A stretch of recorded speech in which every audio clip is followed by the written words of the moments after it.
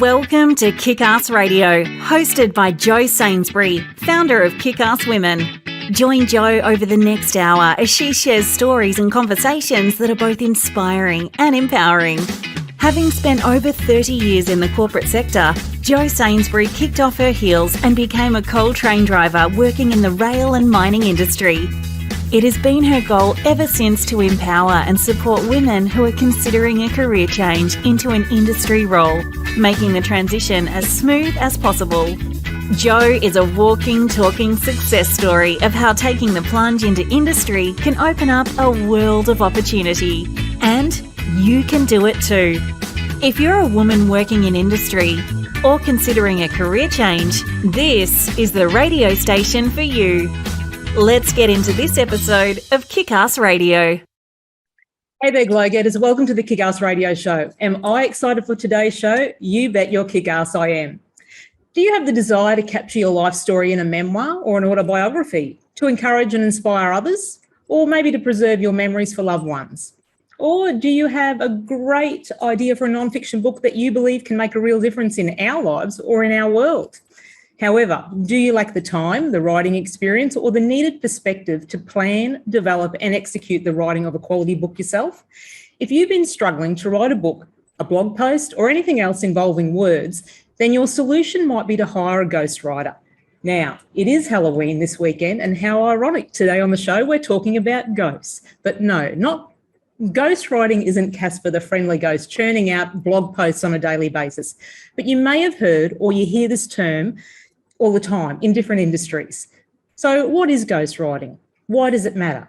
Today on the show, we're going to be answering these questions and explaining the benefits of hiring one yourself. We are going to get the goods on how you can accomplish this with a little help from our guest, Roxanne McCarty-O'Kane, an accredited journalist and an accomplished ghostwriter. So let's see if we can get her to lift the veil on this mysterious profession and discuss the process behind all the amazing and the globally acclaimed content under her accomplished belt. Roxanne knows how to captivate audiences through the raw power of storytelling. Now, Roxanne McCarty-O'Kane is a ghostwriter and a writing mentor who works closely with aspiring authors to empower them to stand up and become the change makers they dream to be through authorship. Storytelling has been Roxanne's bread and butter for the past 14 years, with a long career in journalist in both print and online mediums before transferring her skill sets into non-fiction book creation.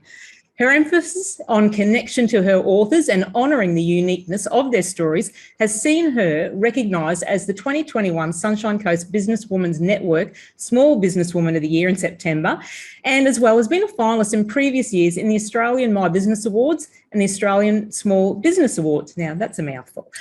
Ghostwriting collaborations are often as rewarding for the ghostwriter as they are for the person hiring them, and have helped a wide array of people fulfil publishing goals that they could previously only have dreamed of.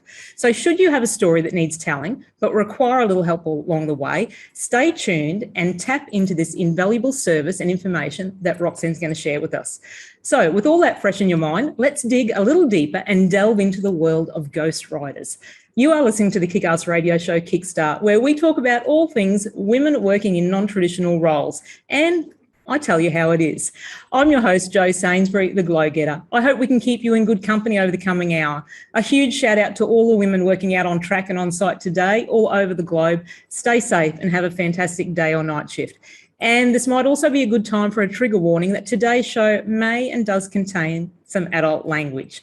Okay, let's get into it. Okay, we've got you, Roxanne? Yes. Oh, hello. Welcome to the show. How are you? Wonderful. Thank you so much for having me on, Jo. You've got me all pumped up from that intro. It sounds like it's going to be a great chat today. It will be. And firstly, thank you for coming on to the show and for sharing this invaluable information with us today. I know you're super busy, but also know we're all going to learn a lot and enjoy your company today. So let's kick it off, Roxanne. Tell us a little bit about yourself first up, and what led you to decide to pursue a career as a journalist and now as a ghostwriter? Yeah, so it's not quite as an exciting as a journey as yours was, Jo, getting into your particular industry. But I guess I got my first taste for the media when I was a youngster in New Zealand. That's where I grew up. My first job ever was as a newspaper delivery girl. So I got to chuck on that awesome yellow PVC satchel and brave the howling winds and the rain, as is the weather of New Zealand, In New to make Zealand? sure everyone, to make sure everyone got their daily news.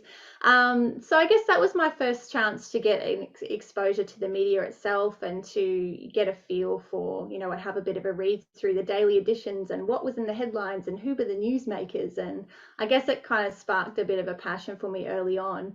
I was also a bookworm, so I was the kid that was always hiding under the covers with the torch when you were supposed to be sleeping, just because I couldn't put, the Babysitter's Club down or whatever it was at the time.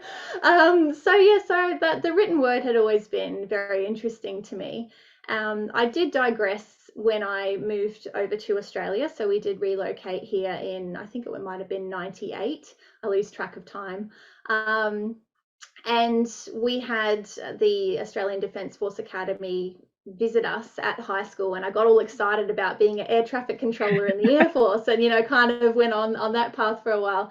But long story short, essentially because I was an asthmatic, I was ruled out of that. Oh, okay. So I came back to writing and studied journalism and haven't looked back. So I really love telling people's stories, and being able to write for both community and major newspapers really helped to spark that in me. And I became known as the fluff girl. So I was always, sent out to things, and I would find out, who was there and why they were there and why this was so exciting, and just really the human element of things.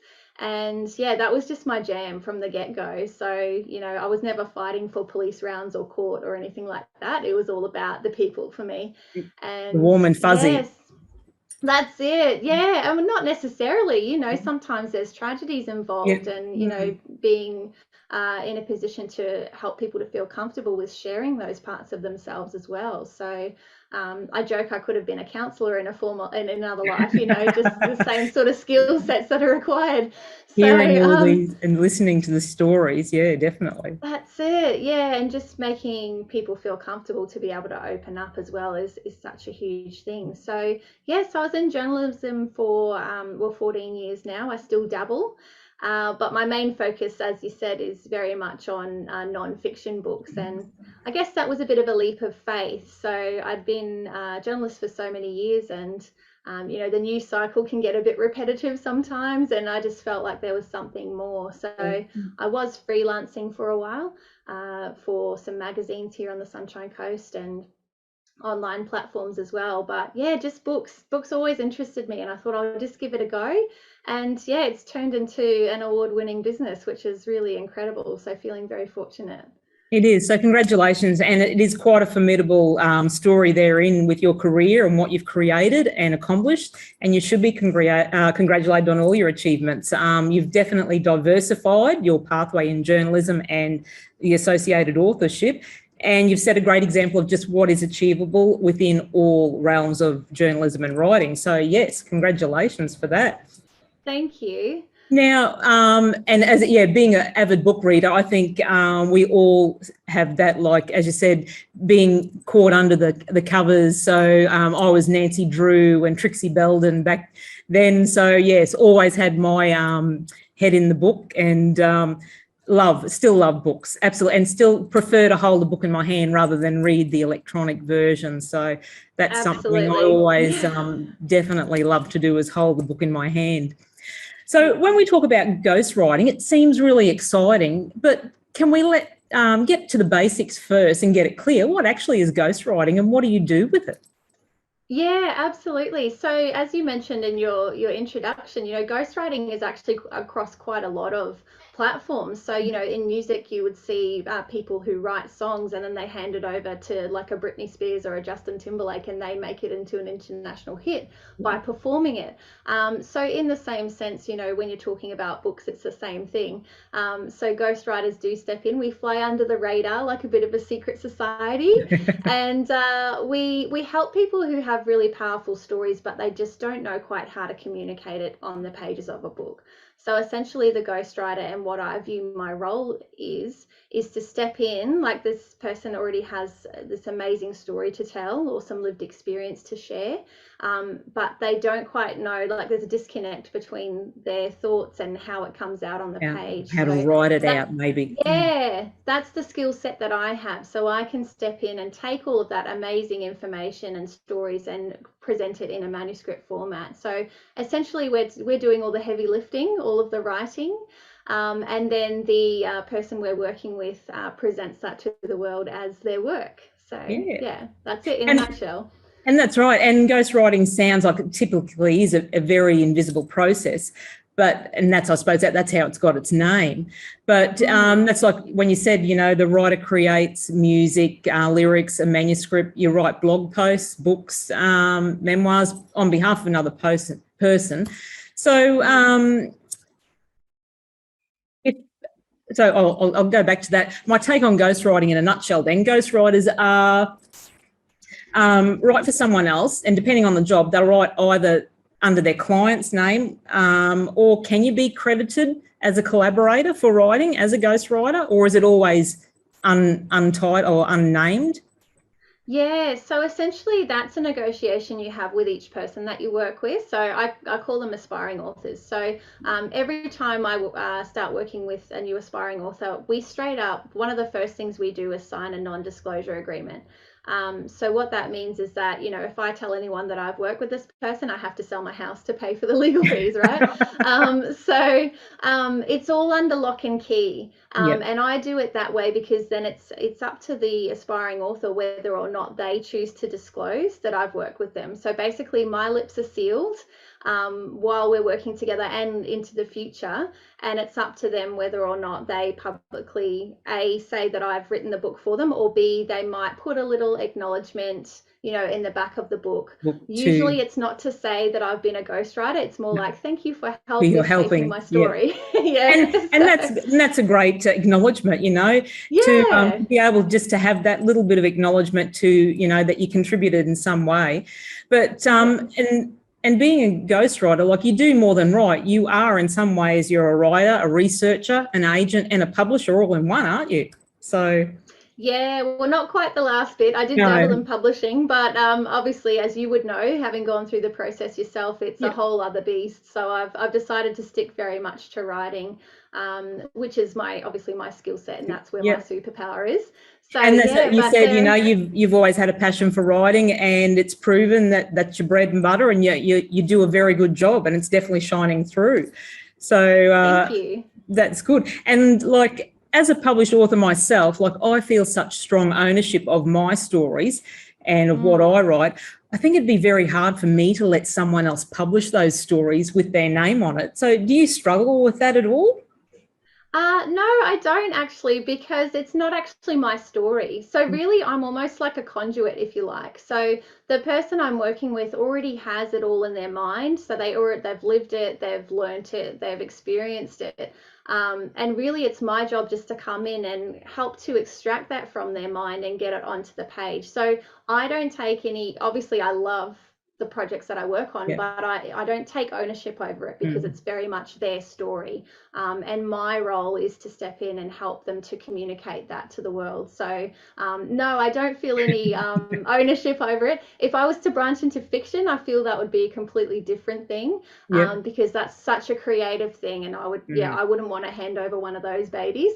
But yeah, non-fiction, it really is their IP and their story. So I'm just the helper, if you like. And with fiction, like, it blows my mind how people's imaginations are so absolutely out there. Like, you look at J.K. Rowling and Harry Potter, how the hell does your imagination create all those characters, the language and the storylines? Like, people with imaginations like that are just phenomenal. So I don't think I could ever write a fiction story. It'd be just a lot of blurb and babble, I think. Yes, well, it's a very different way of writing. Absolutely, a lot more creativity, a lot more imagination. Definitely. So yeah, not quite a realm that's for me yet. Maybe that might be my retirement gig. Who knows? With our Alzheimer's, maybe we might be able to write stories like that. That's right. Yeah. Now, the ability to collaborate is paramount and most important. So unlike the novelist who works alone, as a ghostwriter, you need to expect to communicate with your client on a regular basis. So how often would you collaborate with your client? Do you get to do you have like a progress chart? So we work in stages. So at the end of like stage 1, you collaborate again and go over the work that you've created or you've transcribed from their story. Yeah, so I guess every process, being a creative process, every ghostwriter would come at this very differently. But because my background is in journalism and I interview, that's what I do. My process is very much interview based, and that does take a lot of pressure off of people, particularly when writing is what's the handbrake for them. So we can sit and they can talk it out. And sometimes, like today, we could go to all kinds of weird and wonderful, amazing places. And that's what happens when you have that real interaction with people. So my job is to take off the heavy lifting. So we will do a series of interviews, usually once a week for 8 weeks. When you consider people talk at a rate of between 5,000 and 8,000 words an hour, you get quite a lot of content that way. But not only that, it's about getting to know them as a person as well. So, what sort of turns of phrases they like to chuck in regularly, what's funny to them. How they express themselves. Yeah, exactly. All of those little nuances that make them who they are, that you really, as a ghostwriter, you need to capture that to make sure that it's authentic. So the end goal is for someone to pick up a book and say, I'm working with Bob.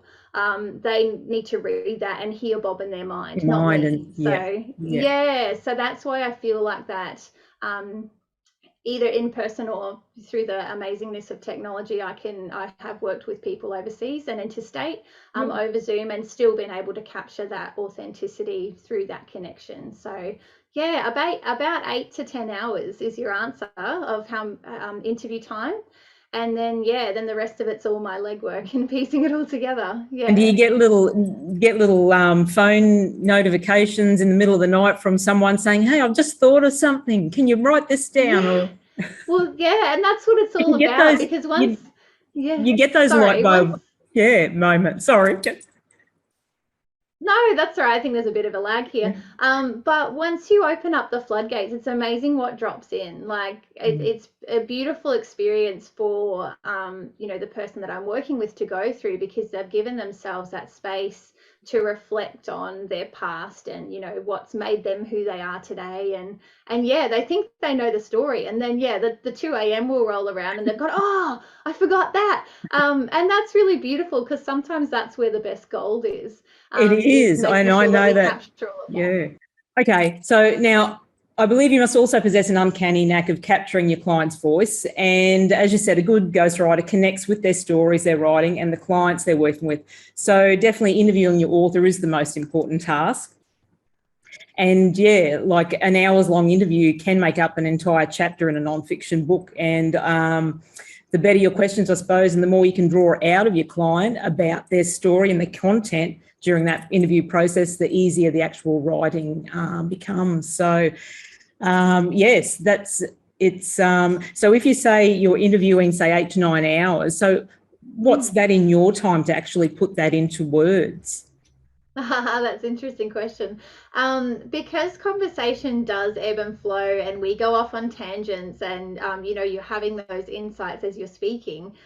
Quite often, you think you know what you're going to respond, but then, the universe intervenes and something else comes out of your mouth, which can be a lot more interesting and exciting.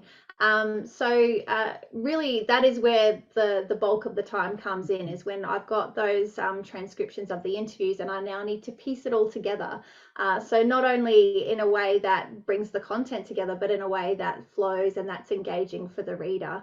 Because at the end of the day, it's one thing to publish a book, but it's another entirely to actually connect with the people that the author's wanting to reach, and make sure that message is landing, and that they're understanding everything. So that's where all of the crafting comes into play, and that can take a couple of months on its own. So, hey Glo-getters, have you heard about Kickass Women? Founded by Jo Sainsbury, Kickass Women is dedicated to empowering and supporting women who are considering a career change into an industry role. Visit our brand new website at www.kickasswomen.com.au or follow Kickass Women on Facebook and LinkedIn today to keep up to date with all things Kickass Women and the incredible opportunities and content we have for you. See you there, Glo-getters. Leading into my next question. So I know you've got a passion, and it's all about authentic storytelling. So we've probably touched on this a little bit, but let's talk about authentic storytelling now, and how you can actually transform yourself and or your business by writing a book. So how do you draw a story out of your clients, and what's involved in that process, so that they can actually boost their business, say, by telling their story? Yeah, absolutely. And it's about getting very clear at the outset about what their purpose is for writing a book. So, for some people, you mentioned earlier on, it's about a legacy document. So it's about making sure they capture their life story for posterity and for their family to hand down through the generations.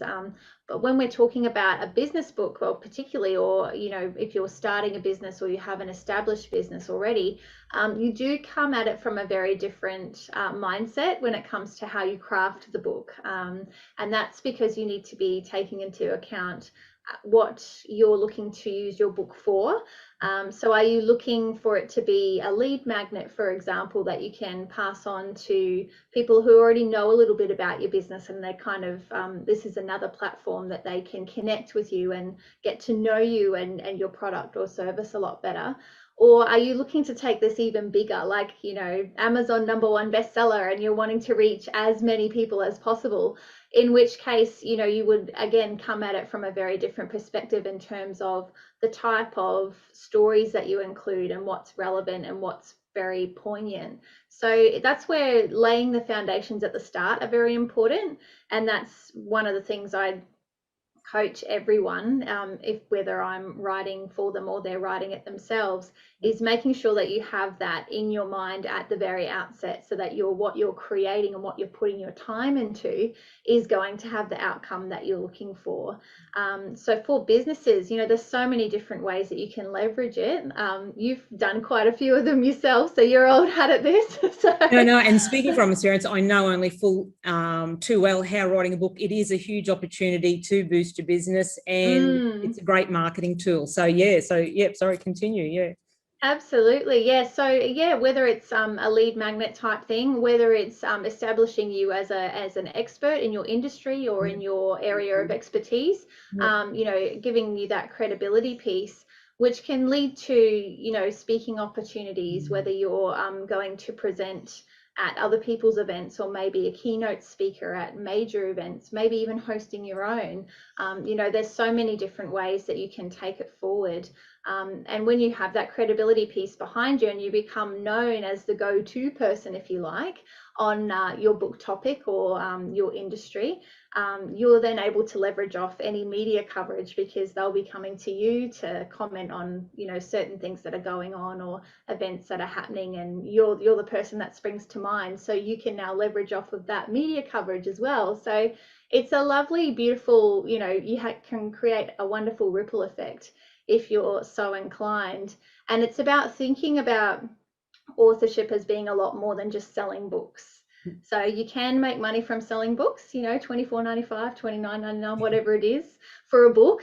But if you can then, use that book to get, a keynote speaking gig that's paying you $5,000, Business, or you're getting you're now mentoring. You're now mentoring people or coaching people, and you're getting income from that, or selling products. to help people with whatever it is that you've shared in your book. That's the way that you can make some really good money from becoming an author. So a lot of people get anchored into just book sales, but it's so much more than that. Well, it is so much more than that. And as we said, they are such a good leveraging tool for your business, whether it's a product-based or service-based business, because the opportunities are just limitless. Once one gets presented to you, it's just a flow-on effect. It is a really good opportunity. And if anyone is in business and they want to progress their businesses, it is an ideal marketing tool. That's right. So with being a ghostwriter, what good points do you need to have? Like if someone was aspiring to be, if they say they like writing and they've got good writing skills and thought, I might take this on, what do they need to do to actually be an aspiring ghostwriter? Oh, as a profession. Oh, yeah. Okay. Well, you've got to love it. Because it's a lot of work that goes into every single project, no matter what the size. Like even if, a 30,000 word book compared to a 70,000 word book, they all take a lot of work. So yeah, you've just got to really love it and be prepared, particularly for a ghostwriter, to, step into someone else's world wholly and fully, and know that, while you could say something better, if that's not how they would communicate it, then you've got to kind of let go of that control, if you like.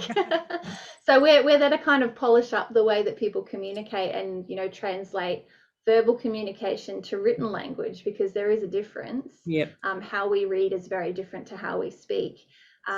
So yeah, just being prepared to let go of any need for acknowledgement for any work that you've done, and yeah, just jump in wholly to supporting that person. So just having that passion to see this person's story come out into the real world is super important. Yeah, being a good writer is also very good tool to have in your toolkit as well. So yeah, a lot of experience is great. And you just prompted me there before when you said like a 50,000 word. I can remember reading something about a word count, and like I hate word count. I hate being restricted to a word count. It drives me crazy because I can't contain it. What I want to say is more than the word count, by about 300 or 500 words. So when you get an opportunity to, as you say, express it in a 50,000 or 70,000 word count, well, hello, that's my world. Yeah. Well, as a journalist, I was a chronic overwriter, so I was an editor's nightmare. They would be like, Roxy, this is too big, and then they'd have to chop it back. So I'm in dream world right now because I can just go to town, which is great. And I think it's important, again, depending on what your vision is for the book, it can be a smaller size if you're looking for it to be a lead magnet. But if you're looking to reach the wider audiences, you want something with a solid spine width, something that looks really chunky and delicious and juicy. And I've worked with clients who've just gone, now that we can self-publish, we've got full control over what we do and what we release. And she just decided, no, I'm not even going to cut anything. And she released a 640-page book because that's what she was called to do. And, and it's beautiful. Like, you don't get bored. It's not, no, you wouldn't. Everything is, in its place and has a purpose. But she just couldn't bring herself to cut it. So yeah, there's so many different ways you can go about it for sure. Well, there's and you don't need to. Absolutely, yeah. So you don't need to restrict yourself unnecessarily. So, all right. So with your work now, obviously it does go through edits and rewrites. Do you work with an editor, or do you actually do that yourself? Or do the owners just take the content and go themselves? Yeah, so I have a review process with the clients. So they have a lot of trust in me, which I'm super grateful for, because I will actually not let them look at anything until the first draft is done. Yep.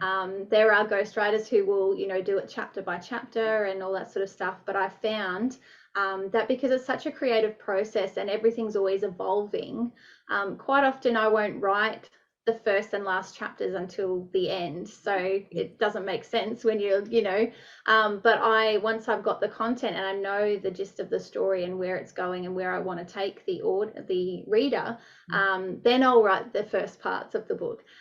So it's important that the author sees it in its entirety and how I intend it to be. But even though I've been doing this for so many years, you can't nail it on the first draft. You just can't. Right. I'm glad you had a language disclaimer at the start of this, because in the industry it is literally called the shitty first draft. So yeah, like even international bestsellers will do 4, 5, 6 drafts. That's it. I work with clients so that I give them the full draft to look at, and then they can pick it to pieces, get the red pen out, go to town, because it's all about them. Again, it's not about me, and I want to make sure that they're feeling really connected with the story as it's presented. And then we'll get together and have a big powwow about it all. And, again, they might have a few 2 a.m. aha moments and, we didn't cover that. That needs to go in there. Or, I really hate how this is done. Let's rejig that. Like, nothing's off the table because it's all about them. So then I'll rehash and rework all of that to give them the second draft. Yeah. And you mentioned again, you do go through quite a lot of variation. So that's when I would hand it over to an editor to start the editing process. So it's fresh eyes, which is really important. Like, I've been in this for months and months and months, and I can't see my own mistakes by this stage. So getting it into fresh eyes, is interesting. So you say that, because it is just a different set of eyes. Like, I can remember I read my manuscript, I don't know how many times, and I'd pick up something every read. And even when I handed over that final edit version thinking, yep, that's it, when the book came out, it's like I read it again, and I don't know, I picked up about 5 different little minor, errors that I'd missed and someone else had missed, and it was like, oh wow, like having that fresh set of eyes, because I think in your own mind, if you keep reading it, you know what's ahead because you've read it that many times, you've written it, and you kind of glaze over that. But definitely having a fresh set of eyes to read through it is a key. Definitely. Yeah, absolutely. And it's crucial, as you know, to the publishing process as well, to get those experts who, like, that's what their jam is.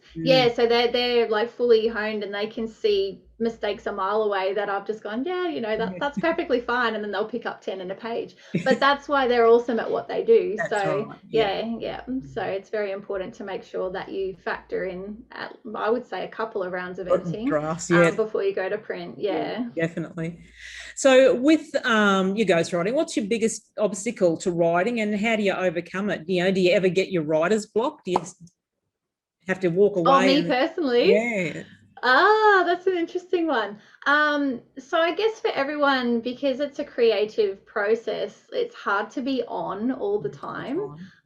So there are days where, I might sit down to write for a full day perhaps, and I'll get halfway through it and just lose my mojo, because it happens to the best of us.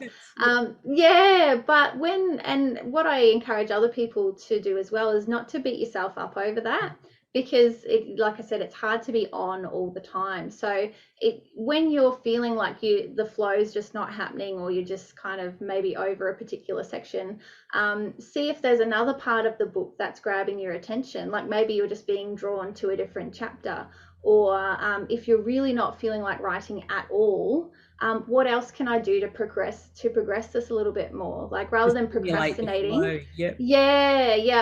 Progress beats procrastination every single time. So even if it's like, I know that I needed to research about that, so I'll just go into thought process rather than creative process, and get some of that research done so I can fill in that blank later. So it's looking at other ways you can take steps to progress the project. If the creativity is just a little bit stunted or not quite flowing, but I'll get up and have a dance, I'll light a candle, like whatever it takes, and if it's just not happening, then I'll just go for, how can I progress this? And I totally agree with you there, because that's what I try to do, is typically change up your routine, and staying productive. It can be a challenge, but that's where you need to get candid, and, as you say, progress to other avenues, do research, do follow up, get outside, and the creativity flows in the most unexpected moments and times. And as we said, take a break, step away from it, and go and mow the lawn or something, because it'll be when you're mowing the lawn you'll think, oh, that's what I wanted to say. And that's it. Then you have to run back inside and write it down before you forget it. That's right. Well, always have a notebook on you, or your phone, because you can voice memo yourself. The phone notes are chock-a-block. But that's exactly right. So what's next for you? What are you currently working on? Are you actually writing a book of your own? Oh, interesting. I do get asked that a lot. It's funny that I am actually writing a book of my own, and it is about writing books, funnily enough. I've called it the Phoenix Phenomenon, so it has that tie-in to my interview series as well. And because I feel that the process of authorship is so transformational, it's like the Phoenix, so there's and I like a bit of alliteration. So there's lots of goodness going on in there. But the funny thing is that I've just been so under the pump with writing other people's stories that it's been hard to find that time to dedicate to my own book. So before the end of the year, I am wrapping up a manuscript with a Vietnam veteran and also a rare cancer survivor. So I'm very excited about both of those books. And over the Christmas period, I'm hoping to be ducking into the writing cave to get some of my manuscript together. So I'm about a third of the way through, and I've got my structure there. So it's now just dedicating the time to flesh that all out and make it brilliant, which is the exciting part. And it will be brilliant. Yes. Yeah, thank you. And then, next year, just continuing with writing workshops. So I actually have done some this month, and they were fully booked, which is really exciting. That's excellent. So diving into it again in February next year for people who are getting the new year, new vibe, channel all of that energy that's been building up over the festive season and give it some direction. So that's going to be pretty exciting. I'm sure there would be lots of stories from, everyone that's been in lockdown, and particularly what have they got to share? They've probably got some fantastic stories that that they can use as a creative outflow, get rid of all that vented up angst that they've had. And we could see some fantastic stories come out of COVID and lockdown. Yeah, absolutely. so many. And it's funny you mentioned that specifically, because I was writing a book, or am writing a book with a client this year about her fertility journey, and she's now having baby number 2 through COVID. So while we thought we were done, we're now, we're going to be capturing that part of her journey as well, to show the changes and how different it's been for couples to be pregnant and give birth through COVID. So it's just adding another element of awesomeness to her book, which I'm really excited about. And it would be, that's right, yeah. And then another client who's coming on board in the new year, like she's taken her business, like she's increased it tenfold through COVID. So you get a lot of the really obviously the mix of stories that can come out of COVID, but also some really impressive success stories as well. And there has been some, that's right, there's been some phenomenal business startups over the last 18 months and business growth that people have had to, take virtual, digitize. And it's great to see those businesses, excelling in an area which they probably would have never have thought to expand, into the digital world or virtual world. And some of them have, wouldn't look back, wouldn't go back to trading in the old way now. It's great to see that in times of crises, what good and positive things can come out of it. So kudos to all those businesses and the startups particularly that have started. It's been great to see. So do you have anything you'd like to offer our listeners, Roxanne, in any offers, anything you can entice us with that you've got available that we could participate in? Dangle a carrot. Yeah, absolutely. So I mentioned the workshops in February next year, but in the lead up to that, I am regularly hosting webinars, so they're free online. Oh, okay. I call them Unleash Your Story, and it's really just delving into that the formula of authenticity, connection, and transformation to really get people connected to their stories. I know there's so many people who question whether their story is valid. Like, do I actually have something worth sharing? And, they'll rattle off a few things and it's mind blowing. So to see the value in the story that you have. And then, obviously the workshops kicking off in early February next year. So I do have one. I just realized the date. February 2nd, 2022. So it's 2222, which is awesome. Yeah. I didn't do that on purpose. That just happened.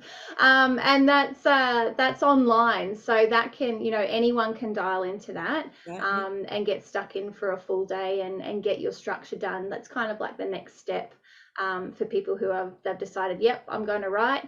Maybe I might just need a little bit of guidance to get me started. And so all of that's on my website that you can head to, which is just roxannewriter.com. And all of the tabs there to make bookings or to give me a hoy if you have more questions. Yeah. Well, we'll definitely put the links up under our show notes. And I'd like to say thanks, Roxanne. It's been a great conversation and one that has certainly enlightened us on the role of a ghostwriter and how you can showcase your creativity under the veil of intrigue and glow in the darkness of ghostwriting. We'll definitely put your links up on the show notes for anyone wanting to reach out to you. And if you have yourself an inkling or an idea for a book, definitely reach out to Roxanne and get her to help you out. And we wish you all the best, Roxanne. Take care and stay safe. And we will talk to you again early in the new year to see how it's all progressing, and particularly your own book. We'd like to hear about that. So it's always good to have some accountability. Thank you. It is. And as we say, and we all know, everyone has a story to share. And even if your story helps just one person in the whole wide world, that's the story to share, because there is always someone out there looking for that little bit of positivity, reinforcement, support. And yes, everyone has a story to share. So get out there and write those books. Okay, thanks, Roxanne, for joining us on Kickass Radio. We'll talk to you again early in the new year. Wonderful. Thanks so much, Jo. Hi Glo-getters, we're Brenjo's Earth Moving, a professional earth moving business specialising in a range of infrastructure works across a variety of industries, located in Mackay, Queensland. Here at Brenjo's, we're a family-owned company backed by an incredible team. We've seen firsthand the incredible benefits that come from promoting and supporting a diverse workplace. We're so proud to be sponsoring Kickass Radio and Kickass Women's Mission to support women entering into non-traditional roles and careers. Okay, now what a great conversation that was. And I hope you've all learnt a little bit about the ability that you have to share your story and use the resources and the services of a ghostwriter such as Roxanne. So our affirmation for the week, and it comes from Roxanne in her words. She says, speak with integrity. Say only what you mean. Avoid using the word to speak against yourself or to gossip about others. Use the power of your word in the direction of truth and love.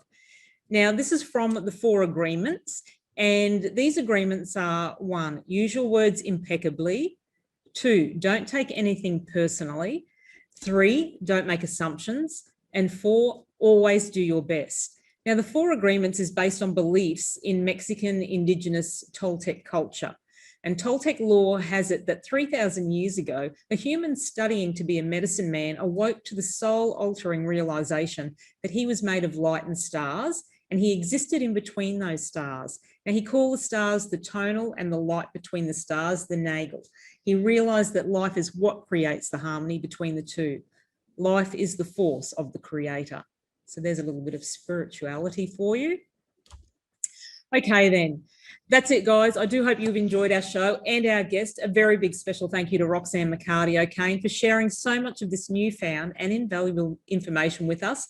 And I hope you found it inspiring. And maybe you will all consider taking up writing. Now, that's a fantastic creative idea.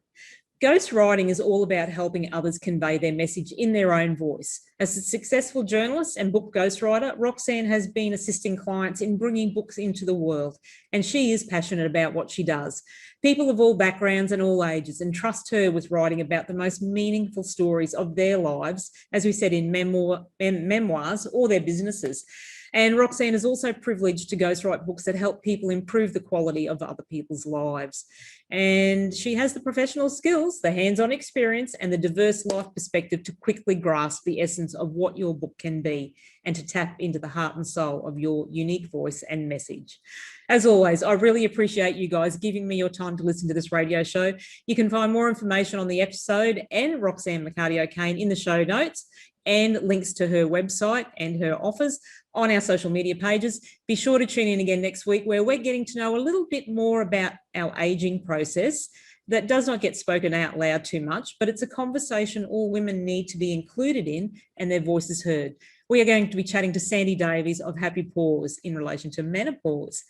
Reach out to me and follow me on Kickass Women or Jo Sainsbury social media pages if you haven't already. And be sure to subscribe to the podcast and get the latest episodes sent directly to you. Well, that's it for today's show. Thanks for your company and for listening to Kickass Radio. It's not goodbye, but see you later. Stay safe and well. Go crush it. Keep in touch. Pause comms. Go on, get your glow on. Become a glow-getter. See you next week. Thanks for tuning in to another episode of Kickass Radio, where we kick goals and deliver empowering conversations for women. Want to hear more from Kickass Women and Jo Sainsbury?